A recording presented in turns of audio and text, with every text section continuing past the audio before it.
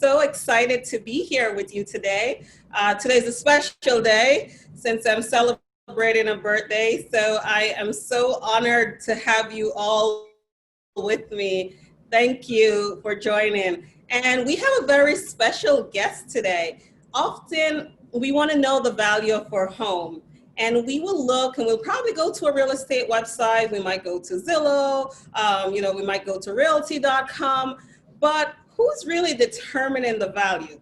That's a question that's up for debate. But today we have an appraiser in the house. Bill Sharl is here with us today, and he has been an appraiser for over 20 years. He's a residential appraiser who have been working in the New York City area. And he's going to tell us exactly what he does as an appraiser and how that value may differ from the value you see on Zillow, on Realtor.com, or even what you agree with the buyer to sell your home for. Because at the end of the day, you know what? The lender wants the opinion of that appraiser. So before we get started, I am going to give Bill an opportunity to introduce himself, tell you a little bit more about him, his company, and what he has been doing, and then we're going to get right into the question. But once again, thank you so much for joining us on Real Estate Roundtable. It's another fantastic Tuesday. And Bill, go ahead. Oh, hello, everybody. I want to welcome you. The name of my company is Island Preferred. We've been in the appraisal business for over 20 years. Started out in, actually just 20 years this year. Started out in 2000. Also a real estate broker in addition to that.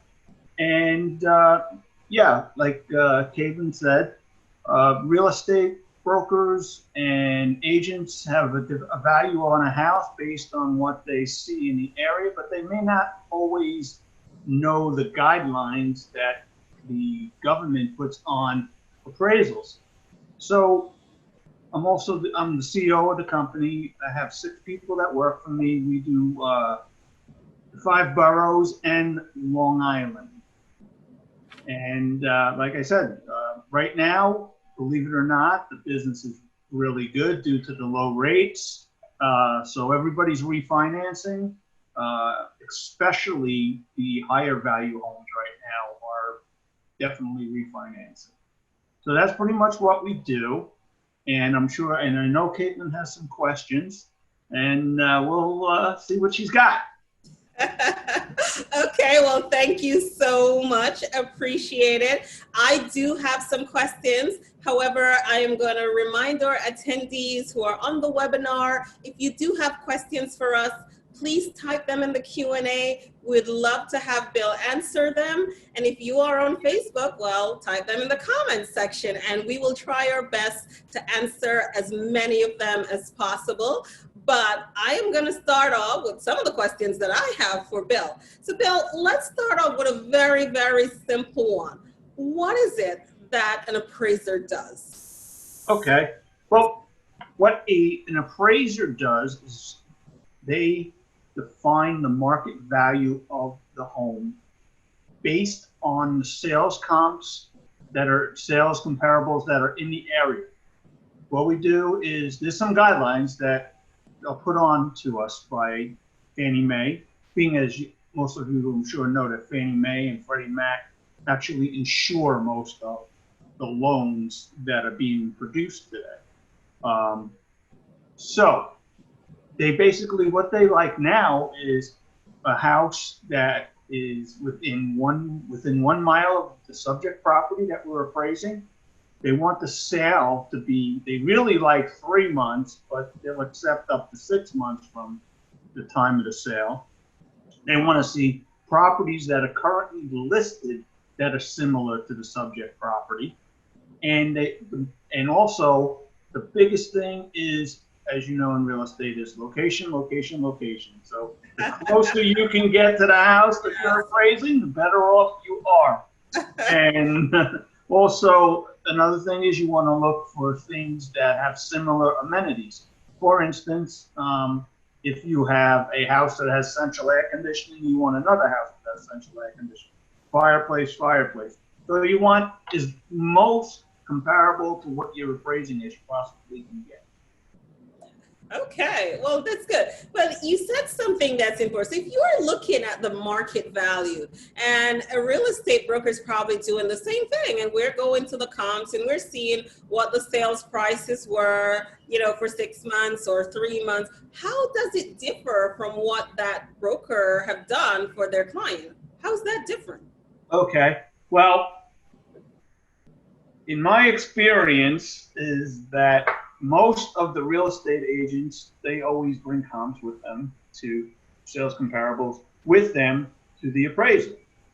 And of course, they are marketers. They are not, they're working not for the interest of the bank. They're working for the interest of their client. So they're going to bring stuff to me that some of them are very good and they know the guidelines, and others do not. So they'll bring stuff that's like in another town, that's 1,000 square feet bigger than the house that we were looking at. They'll bring comps on something that has been completely renovated within the last 3 months, and this house hasn't been renovated since the 70s. So, so of course, the real estate broker or the real estate agent's job is different than an appraiser. My client is the bank. And people think just because the buyer is paying that they're the client, but they're not. The bank is the client. That's a very important point, Bill, and I'm glad you've raised it, because the buyer will be paying your fee, but you are reporting to the lender, and your client is the lender. Well, tell our viewers, how exactly does that work? Well, okay. Right now, what we're doing as a lender is the lenders are going through what's called an AMC, which is an appraisal management company. So all the orders go through these appraisal management companies. And the reason for that was these companies were created back in 2009, 2010, due to when the market crashed, because the government decided that it was the appraisers and the real estate brokers that caused the crash. And I'm not going to get into the reasons why the crash really happened, because that will be too political for this conversation. But so what they did was they created a middleman. So prior to that, if you were a mortgage broker or a mortgage banker, we would talk directly. Now we talk through a management company. So that's how we basically get our orders. And what happens is that they will order it.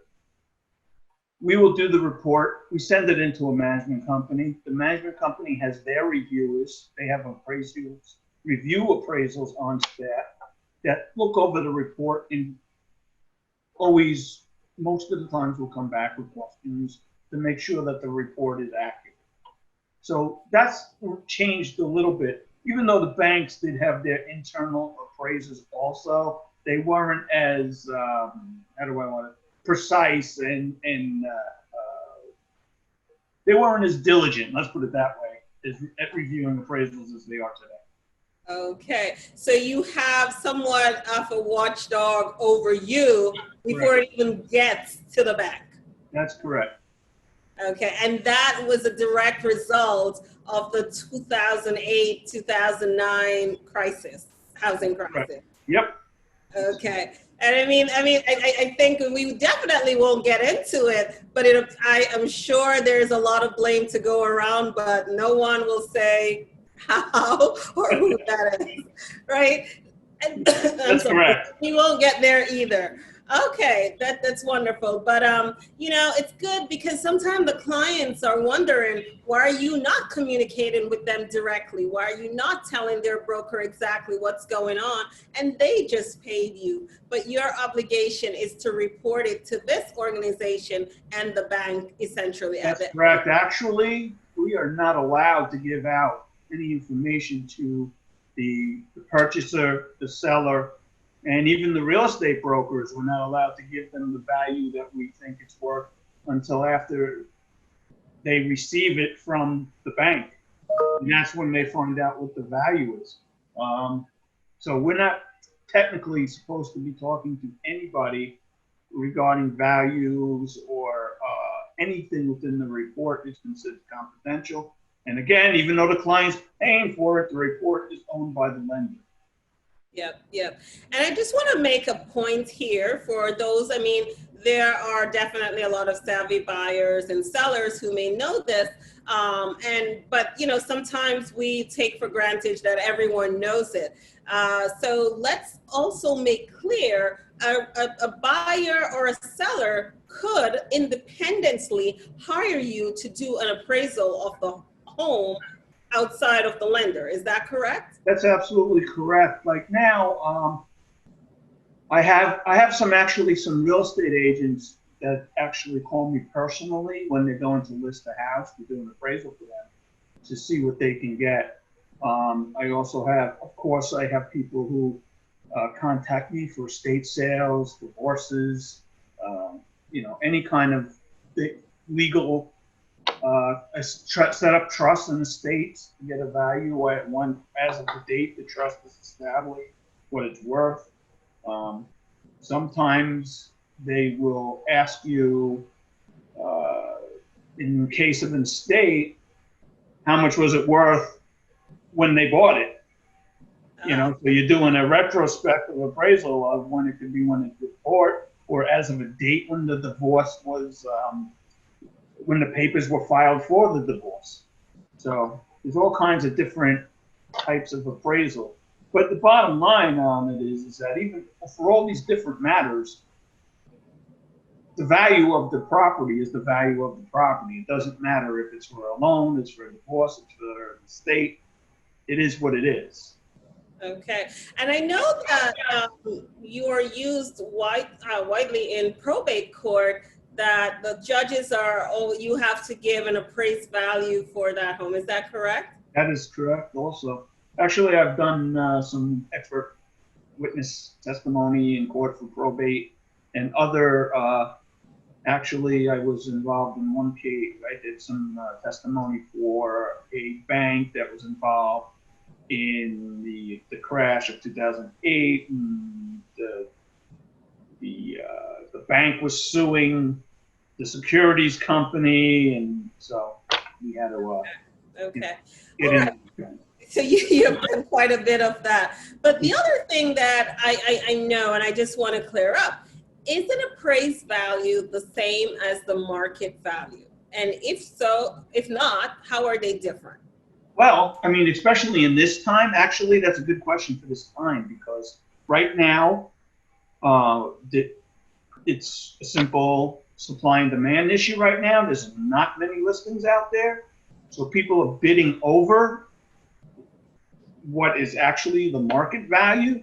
So the appraised value could possibly be lower than the market value. And the reason for that is that the market has not caught up with the current demand on homes due to the low inventory. Normally, years ago, I mean, there used to be over a year of inventory on the market at any one time. Now, it's probably, I'm seeing between 2 and 3 months of inventory. So if you have a lot of people looking at one house and they want it, they bid over the market value, which is fine. They can buy it as long as they have enough cash to make up for the difference.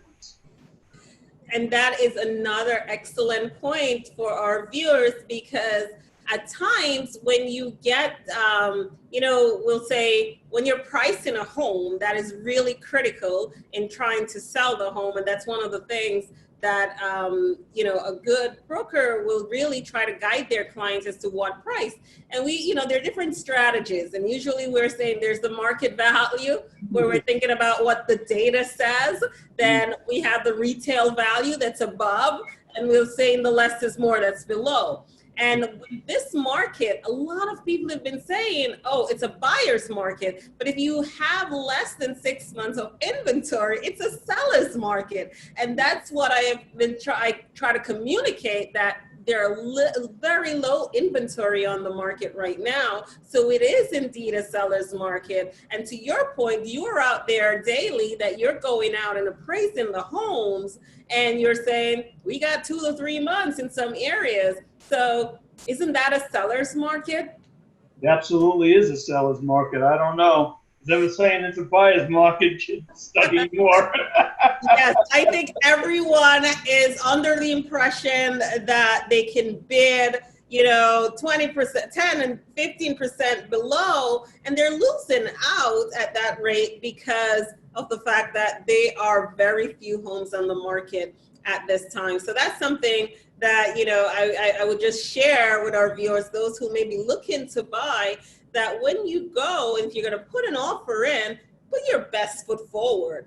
Make the offer that you can really make, because it's a competitive arena at this time.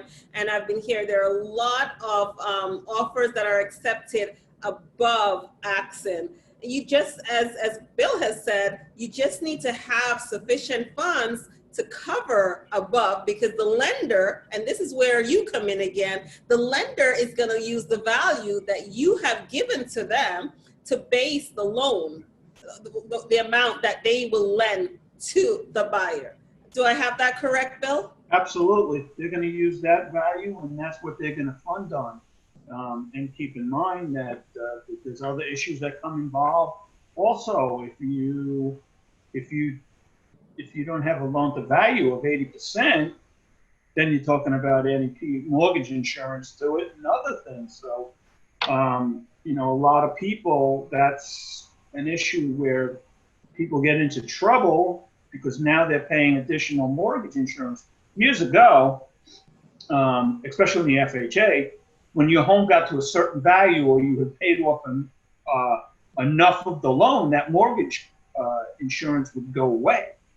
But that's not the case anymore. It's on the loan forever unless you refinance. Okay. And let's talk about refinancing, because there are times when the obtain of appraisal for refinancing might be different from an appraisal for the purchase of a home. Can you elaborate on that for me, Bill? How is that different? Well, actually, in my eyes and in an appraiser's eyes, it's not really much of a difference. The value is the value, and whether it's a purchase or a refinance, the home should appraise for the same amount. Now, granted, on a purchase, you have a contract and you know what the sales price is, so you know what the people are paying for it. So, most appraisers, if they can do it, they try to make it as close as possible for that. With a refinance, you're kind of like working a little blind, So you're guided a little by the contract when it's a sale, but in the refinance, then you're going in blind. And so at times it might be, I've seen a few that comes in a little less than what you probably would have purchased it for. Yeah, for a purchase, in a contract, when they put in seller's concessions, where the seller's actually paying the closing costs for them, you might see something that comes in at $200,126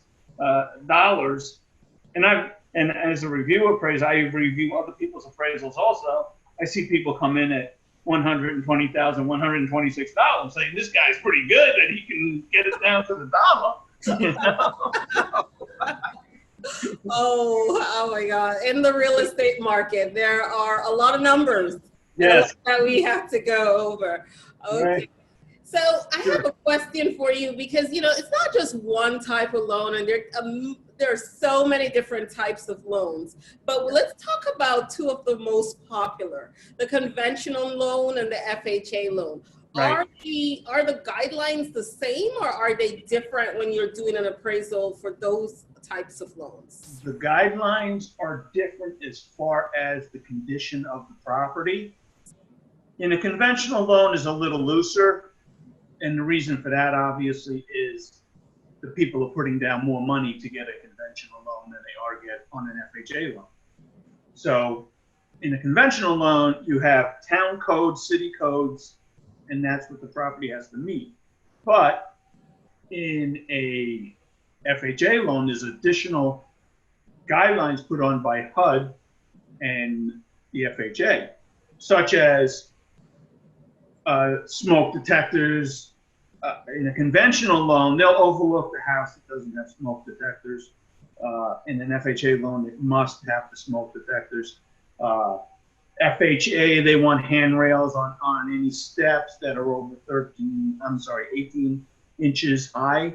So, which is basically usually comes out to about 3 steps. So if it's 3 steps or more, they need handrails. Whereas a conventional loan, you can get away without it. You know, basement steps need handrails. FHA loans require the inspection of the attic area, where a conventional loan does not require that. There's other electrical things, the GFIs, stuff like that, ground fault circuit interrupters.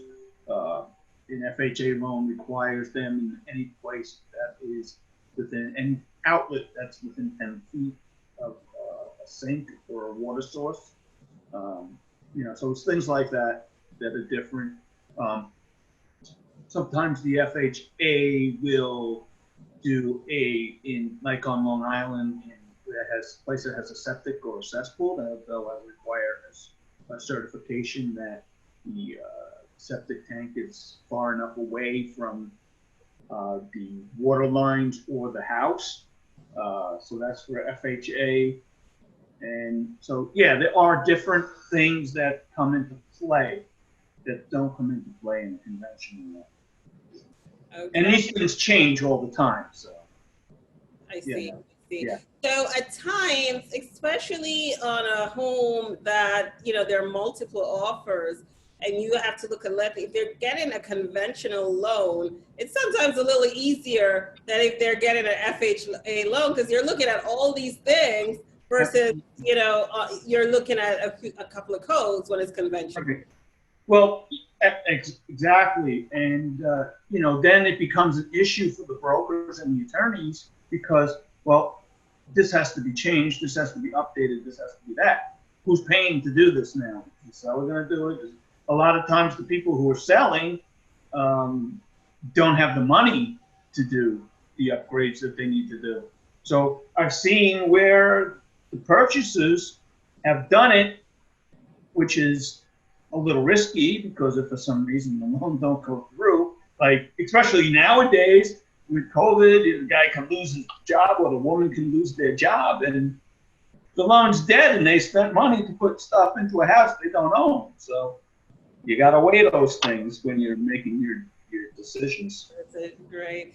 I'm just going to remind everyone, if you have questions, we still have a few more minutes with Bill. So if you have any questions for us, please type them in the Q&A or comments on Facebook, and we will try our best to answer them within the next few minutes that we have. But I still have a few more questions for you, Bill. You spoke just now about COVID. How have you been doing appraisal? We've been hearing about some drive-by appraisals that have been taking place, especially where there are houses on Long Island. But how do you do a drive-by for a co-op or a condo? Like, well, that's just flying money in the pants. Actually, to be honest with you, I have only had, out of all the appraisals I've done since COVID, there's only been one person that did not want us coming in the house, honestly. So for that one, the bank agreed to do it as a drive-by, and what they did was this was a refinance actually. He sent us pictures of the interior of the house, and that's how we did that one. Okay. But it was only been one for me, so you know, that's one of the things where Fannie Mae, the government, makes up a regulation or a way to do it, where the bank is saying, nah, we don't want that. We're not going to do loans like that. You know, so you know they can come up with things, but that doesn't mean that the bank has to do it that way. So basically, we're going in there with you know, masks, obviously, gloves, and staying 6 feet away. Don't touch anything in the house. You know, make sure all the doors to all the rooms are open, and you know, again, it's up to the appraiser's preference, but that's how you're doing it. yeah. That's good. That's good. Well, I have another question for you because it's not just one way to appraise a home. There are actually three different approaches to appraising to appraisal, right? Right. What are those, and how do they differ as you weigh the market value of Okay, well, the three major kind are obviously the sales comparison approach, which is basically going around the neighborhood and getting sales that are the closest in comparisons to the subject, the home that you're appraising. So that's mostly the typical way, and that's basically how a bank will determine the value. That value is the most important value in the appraisal. The other way is cost approach, which you appraise the home based on the cost if you were to build it new. But I've never had an appraisal where, unless the only way that to me the cost approach is really relevant is if it's new construction. Other than that, like for instance, you could be in the city appraising a home that is built in the 1800s or in the 1920s, 30s, 40s. Basically, what it costs to build it new doesn't really matter to home buyers. They don't care what it costs to build it, and they do use depreciation. But again, depreciation is just an educated guess on how many years the home has left. Cost approach, the income approach, that comes into place if you're buying a multifamily home where, say, you're buying a 4-family, you know, and you're renting out 3 to 4, then the purchaser is allowed to use that as income. So that comes into part basically for income to the purchaser. And you can get a value based on cap rates and formulas that's too in depth for this conversation. Absolutely. Well, I know that. Go ahead, Bill. No, I was just going to say, so basically, in all honesty, if I was to do an appraisal and did all three approaches to value, and the sales comparison approach was X, the cost approach was Y, and the income approach was Z, if I appraised it on the cost approach, the bank would say, So basically, unless you're doing new construction, the sales comparison approach is the one that they're most concerned about. Because they're thinking, if I have to foreclose on this, how much can I get for it? Yep, absolutely. That's the thought. And so it is the most popular approach, but the other approaches have been used. And I know that occasionally, although I've heard that the courts don't like it either, the cost approach had to come into play in the courtroom for the value of certain property. And then you have appraisals on both sides who are experts, and they're testifying about this. And so occasionally they've used the cost approach, and especially for and if we get it, you know, commercial appraisal is different from residential appraisal. Absolutely. That's you will typically employ that income approach when you are doing, and you do it also for multifamilies. If you're just going to buy a home, you're going to live there, but you're going to rent it. You can look at what the cap rate is, what the income that's there, what the expenses are, and you know, your NOI. So these different approaches are very valuable, but the one that's most popular is the sales approach that, you know, you have spoken so much about. Yeah, well, like you said, the income approach is very valuable for a commercial building. That's basically where it's most relevant. Right, right. And I think we'll probably have to do another session because that is very different. And, you know, there are appraisals who do both residential and Yep. commercial, but then there are appraisals who only do commercial or only does, you know, the residential. So it all depends. So we will probably have another session for the commercial, but today we wanted to get into, you know, residential appraisals and what's taking place and how that is affecting. And I'm going to just give everyone one last opportunity to ask a question if you have one, if there's something that we haven't covered that you would like to have Bill or myself answer. I think Bill is the expert here on appraisal and he'll be happy to do so. If there are any more questions, just let me know. In the next, we have another minute and then we're going to wrap it up. Well, if there's no questions, I just wanted to say one more thing. Yes, go ahead. Go ahead. This is really, really prevalent in the city. When you're doing an FHA appraisal, anything built before 1978, there's a possibility that there's lead-based paint in there. Yeah. And you know, most of the buildings in New York City are built prior to 1978.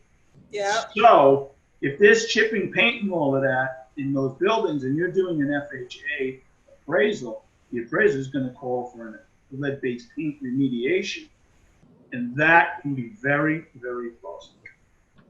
Okay. All right. There is another tip. Any other final tips for us before we go, Bill? I mean, that's a good one because, again, there are so many buildings in the city that were built prior to 1978. And so that becomes a concern when you are working with on those properties. Well, yeah, I mean, the biggest thing that I can tell people is that if they're buying or selling a home, that they should really educate themselves on these guidelines so they know what they're getting into. And to be honest, I mean, I've come across a lot of real estate people who do not know the guidelines of the FHA, and I'm talking people who've been in the business, and it just blows in their mind that they don't know this.